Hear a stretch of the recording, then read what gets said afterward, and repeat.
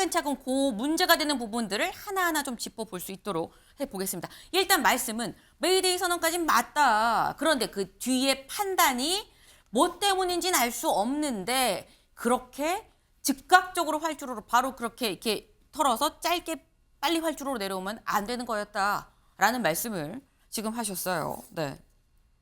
지금 그러다 보니까 왜인지는 알 수 없지만 바로 내려와서 급하게 그 빠른 속도로 동체로 그냥 바로 밀면서 그러니까 이른바 이 비행기의 배로 밀면서 바로 그냥 외벽을 충돌하는 상황까지 이어졌던 거죠. 그러다 보니까 국민일보 사면 같이 볼까요?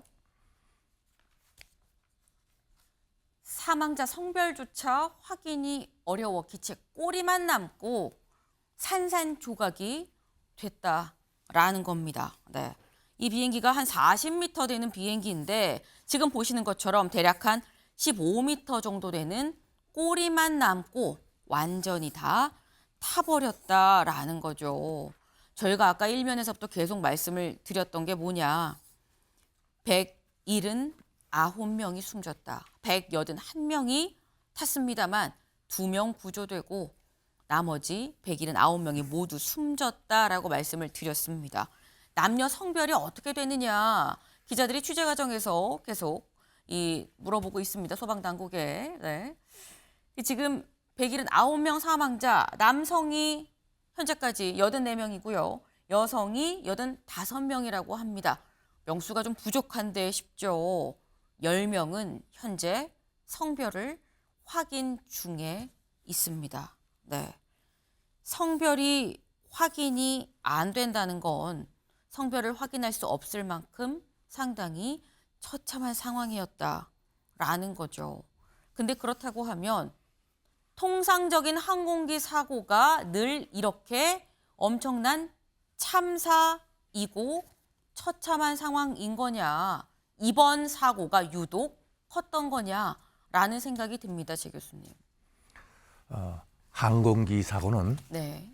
일반적인 그 지상을 주행하는 차량 사고 등과 비교해 볼 때 네. 상당히 안전한 정도로 많이 나지 않는다고 합니다. 횟수적으로. 예. 그러나 한번 발생하면 전원이 사망할 수밖에 없는 특성을 가지고 있습니다. 우선 하늘에 떠 있으면서 사고가 나면 당연히 전부 위험할 거고요. 네. 지상에 착륙해서도 동체가 전부 연료로 채워져 있으니까 폭발 화재가 날 개연성이 큽니다. 네. 그렇기 때문에 사고가 한 번 나면 전부가 희생을 당할 그러할 우려가 있는 것이 항공사고다라고 알고 있습니다. 네. 네. 차 사고보다는 사실 빈도적인 측면에서 확률적인 측면에서는 현저히 낮다고 할 수 있지만 하지만 한 번 사고가 나면 폭발로 이어지기 쉽기 때문에 상당히 많은 인명 피해를 갖고 올 수밖에 없다라는 말씀을 하셨습니다. 폭발이 있다 보면 상황이 상당히 처참해질 수밖에 없는 참담한 상황이 빚어질 수밖에 없는 거겠죠. 현재 179명의 희생자 중에 신원이 확인된 사람이 137명입니다. 네, 43명은 여전히 신원을 확인하지 못하고 있는 상황이다라는 거죠.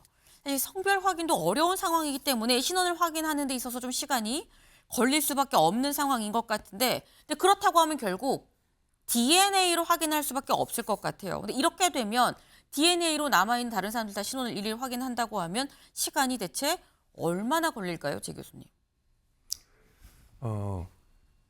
일단 저는 그 성별 확인이 안 된다는 부분이 이해가 안 가는데요. 네.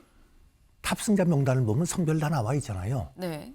그렇다면 그 32사람 말고는 다 성별이 단정해서 있을 텐데. 근데 누가 누군지 그러니까 누가 누구인지를 확인하는 것은 좀 시간이 걸리겠지만 네. 성별 확인은 당연히 난 바로 될 수 있다고 보는데 그 시신이 누구 시신이 하는 것을 밝히는 것은 DNA 확인하고 하는 과정을 본다면 빨라도 무척 걸릴 겁니다. 예. 거기에 또 중요한 포인트가 또 하나 있습니다. 네, 권 교수님. 여러분들 아마 그 9.11 테러 사건 때 네. 보잉 767이라는 항공기가 그 월드 트레이드 센터 상층에서 3분의 1 지점을 충격을 가했습니다. 그때 그 건물 안으로 파고 들어간 항공기의 내부에서 연료가 터져 나와 가지고 네. 전 건물이 불탄 다음에 주저앉아 버렸죠. 그때 그 중요한 요소가 네. 항공기의 연료입니다.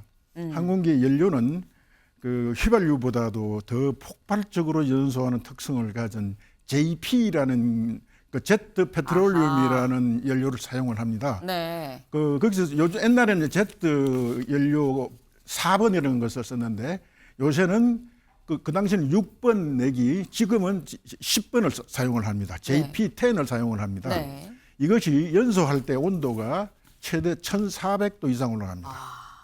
그러니까 1400도에서 견딜 인체의 조직은 없죠. 그러니까 거기에 직접 노출될 수밖에 없는 상황이 저 항공기의 동체 밑바닥하고 날개 안에는 그 연료가 한 20몇 톤, 최소한으로 20몇 톤이 들어있었을 겁니다. 네. 자, 그렇다면 그 연료, 저 항공기가 부러져서 지금 남아있는 자세를 보게 되면 부러진 바로 앞부분이 연료 탱크입니다. 네. 앞부분 바로 엔진 밑이. 네. 그러니까 저 동체 밑부분하고 양쪽 날개 안에 연료가 들어 있습니다. 그러니까 정면으로 시속 140노트 이상의 속도로 충격을 하면 1400도 이상으로 연소될 가능성은 충분히 있습니다. 그러면 지금 되게 중요한 시체를 말씀을 구별하는 것은 네. 어렵습니다.